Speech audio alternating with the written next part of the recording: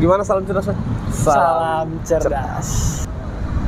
Judul skripsi seperti apa yang baik untuk saya ajukan ke kampus saya nanti, Pak? Oh gitu.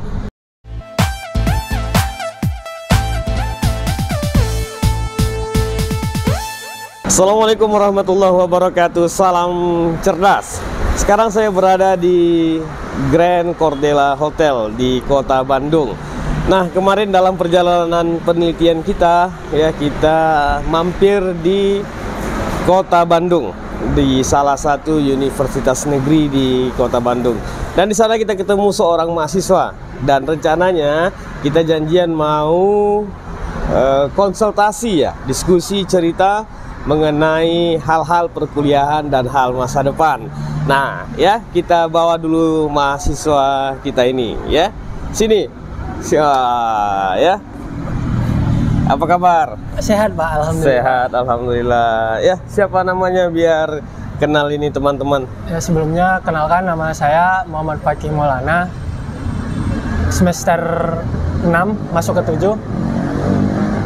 Jurusan Hukum Ekonomi Syariah, Fakultas Syariah dan Hukum. Asal Medan. Asal Medan. Asal Medan. Nah, jadi kami sama-sama dari Medan, ya, ketemu di sini. Nih, Maulana, apa yang mau kita bincangkan ini, ya? Jadi gini, Pak. Saya ini kan udah semester 7, udah masuk semester 7. Sekarang sedang melaksanakan kegiatan KKN. Setelah dari KKN kan saya akan mengajukan judul skripsi. Jadi menurut Bapak nih, judul skripsi seperti apa yang baik untuk saya ajukan ke kampus saya nanti, Pak? Oh gitu. Jadi sekarang KKN dan mau mengajukan judul skripsi, ya? Nah, begini Maulana, seluruh judul skripsi itu bagus, ya, bagus. Akan tetapi setiap mahasiswa itu mempunyai bakat dan hobi yang berbeda-beda. Nah, jadi ada orang yang mahasiswa itu yang hobinya membaca, ya, hobi sekali membaca. Jadi saya sarankan yang paling baik untuk dia itu adalah kajian perpustakaan.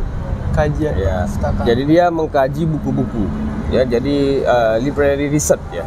Jadi dia kajian pustaka, boleh membandingkan satu buku dengan buku yang lain. Maulana jurusan apa? Hukum Ekonomi Syariah. Hukum Ekonomi Syariah. Boleh karya tokoh ini, atau kajian konsep juga, gitu kan? Itu boleh, ya. Nah, kemudian kalau Maulana pula sukanya di lapangan, gitu, contoh, ya, kurang gemar membaca. Tapi jangan nggak membaca sama sekali, ya, bahaya juga, ya kan? Kurang gemar membaca tapi lebih suka kepada kajian lapangan. Nah, saya sarankan, ya, yang lebih baik itu adalah kajian lapangan. Contoh kajian, ya, di salah satu bank, contoh, ya, atau di salah satu perusahaan, ya. Ini Maulana ini spesifiknya di bagian apa, ya? Spesifiknya di bagian untuk skripsi. Enggak, jurusannya. Hukum ekonomi, lebih ke ekonomi. Jadi pembahasan tentang akad-akad dalam melaksanakan jual beli, contoh. Ya, jadi itu. Ya, akad jual beli pun bisa, ya. Jadi kajiannya kan bisa juga di pasar, ya, di pasar bagaimana akad-akad jual beli umat Islam di pasar. Nah, seperti itu, ya. Atau di market atau di mana. Jadi konsep jual beli, contoh gini, ya, ada orang yang membeli ini di satu toko, dia katakan setelah transaksi dia katakan saya beli, ya, gitu kan. Nah, kemudian ada penjual mengatakan ya saya jual, atau sebaliknya penjual dulu mengatakan ini saya jual, ya. Nah, lantas pembeli mengatakan ya saya beli. Nah, itu juga hal yang kecil sebenarnya, gitu kan, yang tidak terasa kita, ya, itu hal kecil. Tapi itu merupakan adalah hal yang besar dalam akad hukum Islam, ya, itu besar itu. Mungkin kita anggap sepele, tapi itu adalah kajian yang sangat penting sekali. Nah, jadi kalau umpamanya Maulana buat ini perbandingannya di Bandung, ya, bagaimana akadnya di Bandung atau bagaimana akadnya di Medan, ini saya rasa keren. Bahkan ini bisa menjadi satu artikel yang penting, seperti itu. Nah, itu kajian daripada lapangan, ya. Tapi kalau Maulana ini kan apa, ya? Ketika kita kuliah kan kita apa, ya? Banyak belajar mengenai tokoh konsep, gitu kan. Nah, jadi bisa saja, ya, salah satu yang kita angkat itu adalah bukan lapangan, bukan library research, tapi mengenai konsep. Seperti Konsep apa tokoh.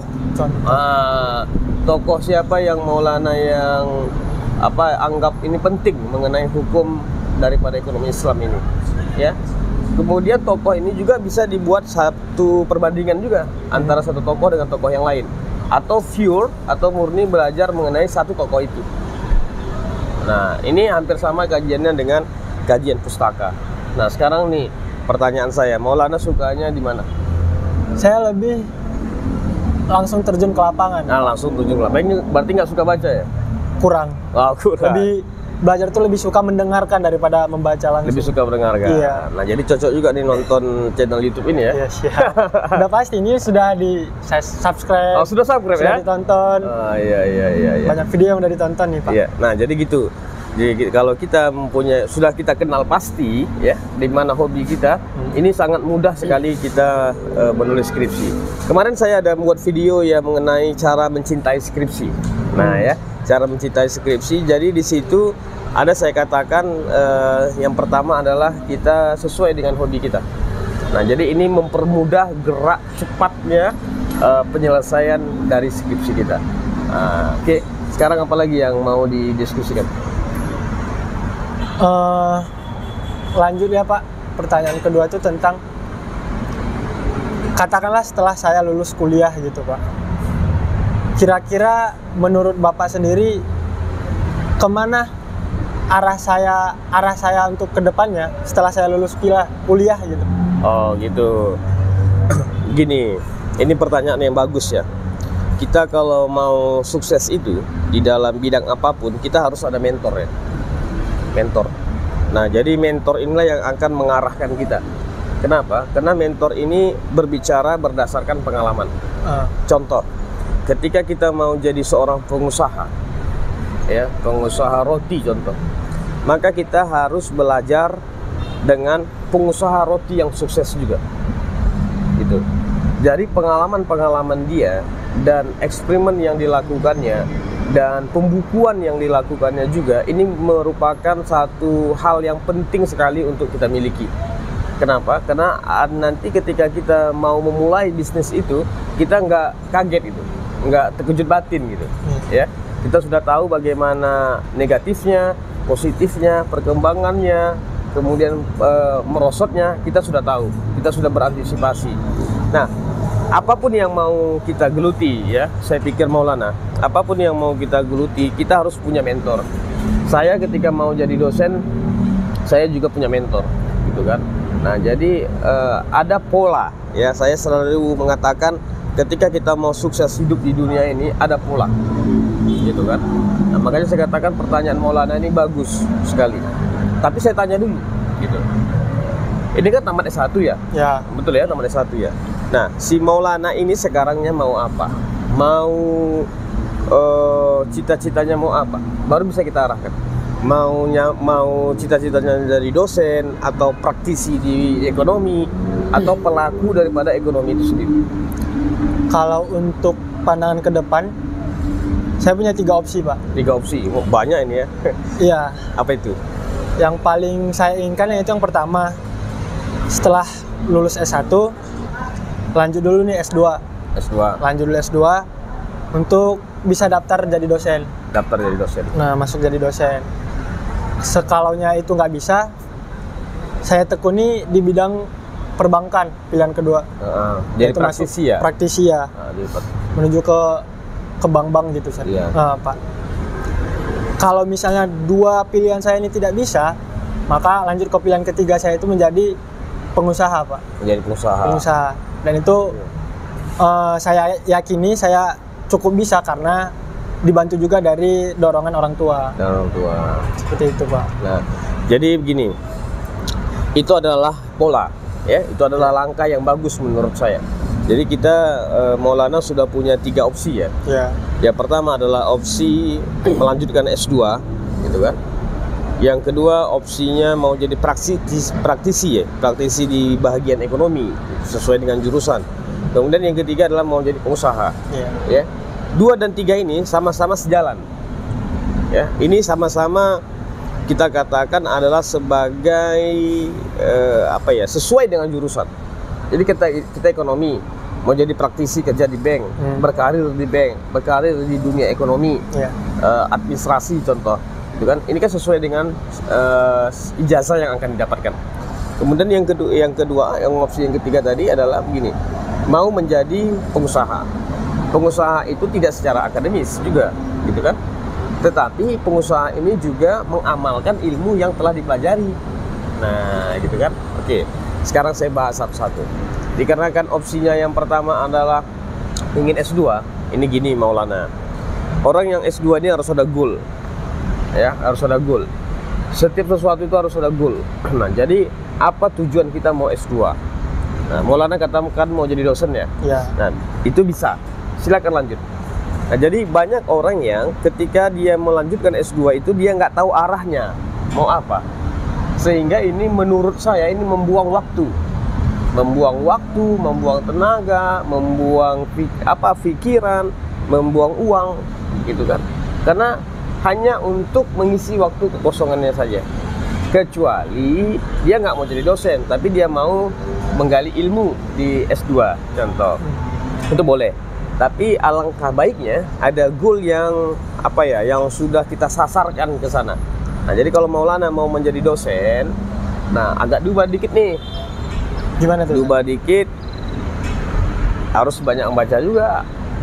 Nah, ya harus banyak membaca. Kemudian membandingkan antara satu kajian dengan kajian yang lain di lapangan juga. Jadi harus banyak kita mempunyai referensi supaya kita ketika menghadapi mahasiswa kita enak berbicara. Public speakingnya gimana? Kalau untuk segi public speaking, menurut saya sendiri, kemampuan saya dalam public speaking itu masih kurang lah, Pak. Masih kurang. Seperti retorika saya berbicara, diksi-diksi yang saya miliki itu masih minim gitu, Pak. Nah, kalau mengenai public speaking kan itu kan mengenai kebiasaan, ya. Iya. Semakin biasa kita maka semakin lancar, ya. Bisa dikarenakan biasa. Nah, seperti itu. Nah, jadi itu bisa dipelajari, ya. Tidak juga dosen itu semuanya mempunyai public speaking yang bagus, tidak juga, ya. Tapi mempunyai basic pendidikan yang bagus. Nah, jadi saya pikir basic pendidikan Maulana ini bagus ya. S1-nya di UIN Sunan Gunung Jati ya. Mungkin nanti S2-nya bisa coba di sini juga, atau ke UIN Syarif Hidayatullah Jakarta ya, atau ke UIN Jogja ya, UIN Sunan Kalijaga. Nah, saya sudah ada ke sana dan saya lihat bagus pendidikan yang ada di sana. Nah, kemudian begini, jurusan ya, tentunya jurusan ya. Sekarang kan jurusan ekonomi Islam ya, hukum ekonomi Islam. Jadi nanti bisa aja opsinya jurusan itu juga dilanjutkan atau mengambil jurusan yang lain, tetapi tetap di bawah fakultas yang sama, syariah ya. Nah, syariah dan hukum. Jadi supaya itu ada istilahnya keilmuannya linear. Sejalan ya. Nah, jadi satu fakultas itu serumpun dia. Nah, jadi kalau umpamanya hukum ekonomi Islam di S1, hukum Islam pun nggak apa-apa di S2 ya, nggak apa-apa. Atau apa yang menjadi bagian daripada fakultas syariah itu sendiri, nggak ada masalah. Itu it depends on the person atau it depends on the hobby. Jadi itu bergantung pada diri sendiri dan bergantung kepada kitanya, hobi kita dan kemampuan kita. Nah, kemudian yang S2 itu yang harus kita punya catatan ya Maulana. Kita kan mau mengejar target nih, kita kan mengejar target. Artinya begini, sebaiknya S2 itu diselesaikan secepat mungkin. Artinya ketika Maulana sudah memutuskan mau S2, sudah di awal itu dirancangkan apa disertasinya, apa judul disertasinya, atau apa judul tesisnya, ya, apa judul tesisnya. Itu sudah dirancang dari awal, sehingga ini memudahkan kita semua untuk menyelesaikan perkuliahan ini. Ini ada saran saya nih Maulana. Saran saya gini. Ini Maulana kan lagi mau mencari judul, mencari judul skripsi. Nah, coba judul skripsi ini agak serius sedikit memikirkannya, supaya judul skripsi ini nanti juga akan menjadi pengembangan judul tesis S2. Dikonekkan dia. Nah, jadi proses penelitiannya disamakan dulu di sini. Nanti kalau ada kekurangan data, tinggal menambah data saja. Keren kan? Iya, Nah, masuk jadi ya keren, itu keren. Iya, iya. Jadi kita hemat waktu, fleksibel, gitu kan? Dana pun hemat.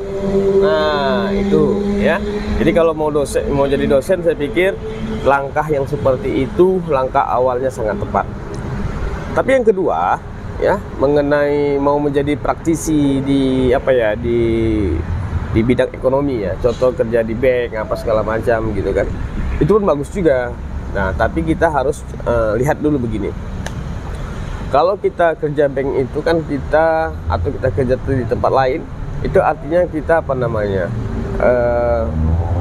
bukan mengelola usaha sendiri, ya, bukan mengelola usaha sendiri.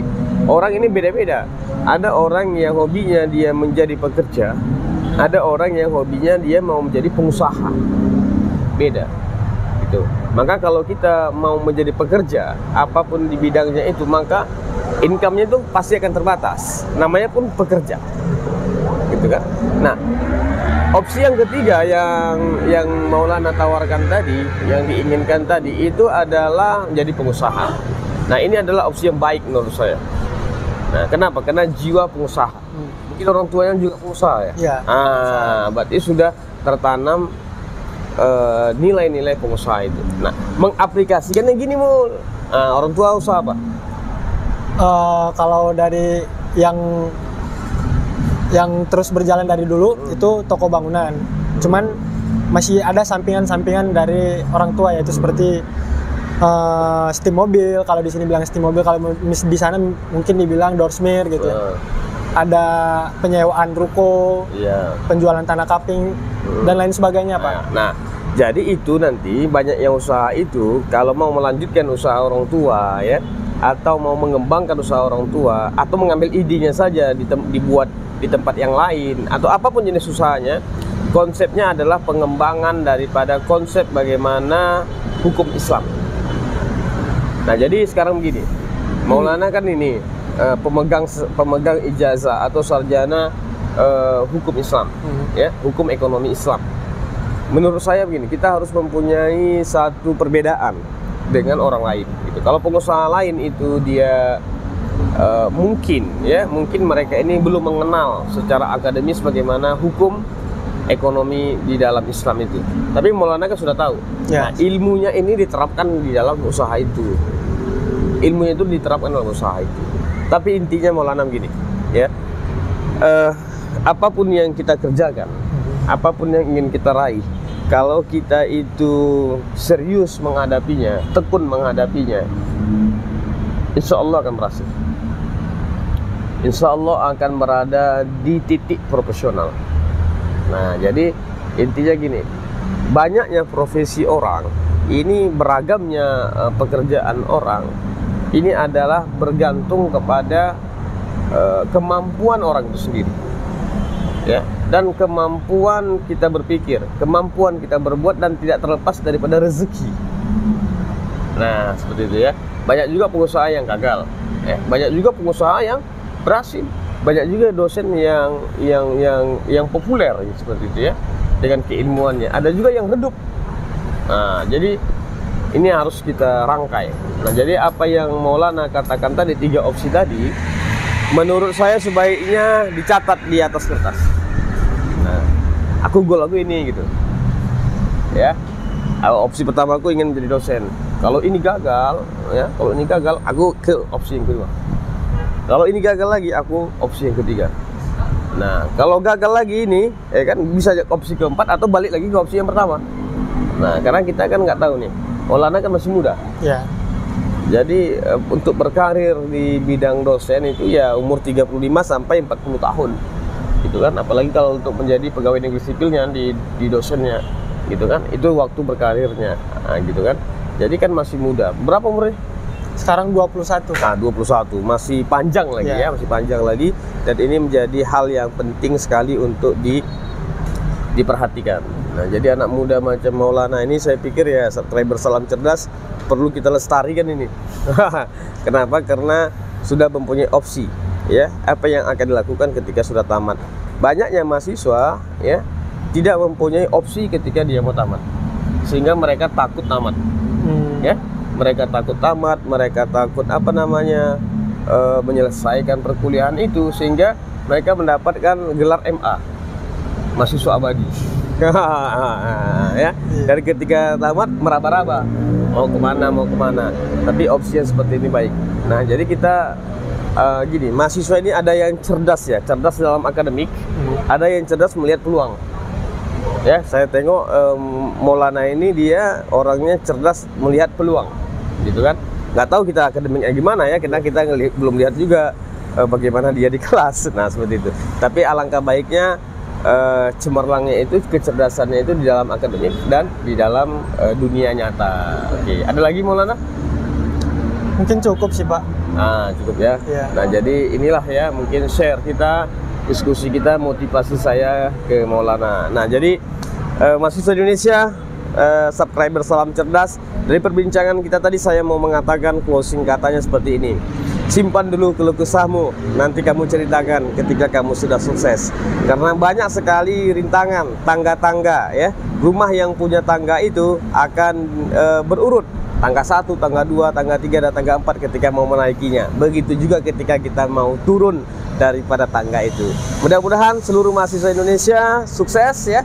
Jangan lupa jika Anda suka dengan video ini silahkan di like dan subscribe ya.